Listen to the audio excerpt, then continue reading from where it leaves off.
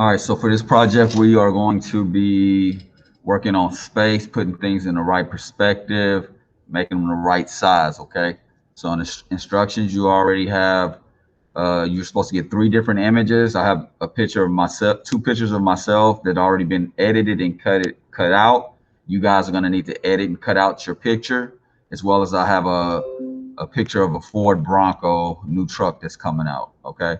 So the last picture that I'm gonna need is a background. You want a background like a desert road or a city block or any type of road that shows space or depth. Okay, and what I mean by that, the closer something is to you, the bigger it is. The farther away, the smaller it is, and you can see the horizon line, the point where the sky meets the ground in most times. Okay, so this is gonna be my background. Once I've cut out all my images and everything, that's gonna take the most time. um, Make sure your background is the bottom layer. You want it at the bottom. That way everything else is on top of it, okay? Then, you click, depending on the size that you make your canvas. Usually I just do 8 by 10. Make sure it's covering the entire area. All right. Now I want this picture of myself to be in my foreground. So in order to make it in my foreground, make sure you select the layer, you go to it, and you adjust it to where you want it to be. So this is going to be the base of myself is going to be near the bottom, and it's going to be my bigger object. Okay. Now the second picture of myself is going to be in my background, on my middle ground. Okay. What I'm going to do to make this look in my middle ground, since this is in the front, this is going to be my top layer. So let me make sure you push apply.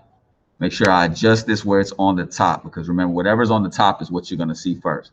Now this is going to be my next layer. I'm gonna go ahead and adjust that, and then this truck in the background is going to be my my last layer. So right here, I'm going to make myself smaller, because the farther away something is, the smaller it is. So I'm gonna make myself farther, and you just got to kind of play with the size. If it's big, works for you right here, or smaller. So notice how the base of my person is farther away.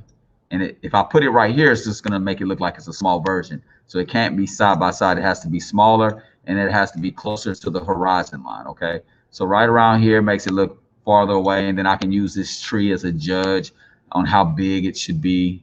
And right there looks pretty good. Okay. So it kind of looks like a ghost is kind of coming out of the ground, so to speak. And then the last thing that I would do is grab my truck. And since this is going to be the farthest thing away, I'll maybe make it even a little smaller. And then boom, there we go. All right. So now I have my space. I have foreground, middle ground, background. That's what you're aiming for. Okay. Now this is a rushed video. I would go in and I would clean all of this white stuff up, because and make it look more real, maybe add a shadow. And then even right here, I would experiment with, I'm going to be experimenting with like adding like a little hole, or maybe make it, add a filter to make it seem like he's a ghost coming out of the ground. So I'm going to experiment with all of that with the tools we've been using, just to make it look realistic as possible.